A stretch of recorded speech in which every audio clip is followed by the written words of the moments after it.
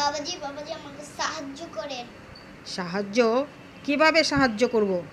কেনই বা সাহায্য করব?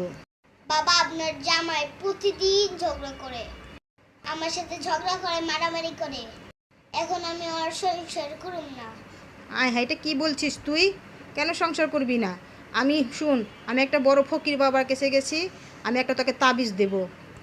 এনে তাবিজ। এই তাবিজটা তোকে দিলাম। এই তাবিজটা তোর স্বামী যখন বাসা আসবো, তুই জিবলার নিচে এটা দিয়ে রাখবি, বুঝেছিস? ঠিক জিবলার আছে। নিচে দিয়ে চুপ থাকবি। কি ব্যাপার মা, আজকে হাসি খুশি? তুমি যখন থেকে তাবিজ দিছো, তোমাদের জামাই আর কাইজাকাজি করে না। তাবিজটা এত শক্তিশালী বাবা। বাবা বলো না কোন ফকির দিছে? মা গো, কোনো ফকির দেয়নি মা। তুমি যখন তোমার স্বামী আসতো, তুমি তার সাথে ঝগড়াঝাটি করতা। এর জন্য তোমাকে মুখের মধ্যে তাবিজ দিছি, যাতে তোমার মুখটা বন্ধ থাকে। তোমার মুখ বন্ধ থাকছে, তুমি আর ঝগড়াঝাটি করনি, তোমার জামাইয়া তোমাকে মারেনি, হাত উঠায়নি, ঝগড়া করেনি, বুঝতে পারছো?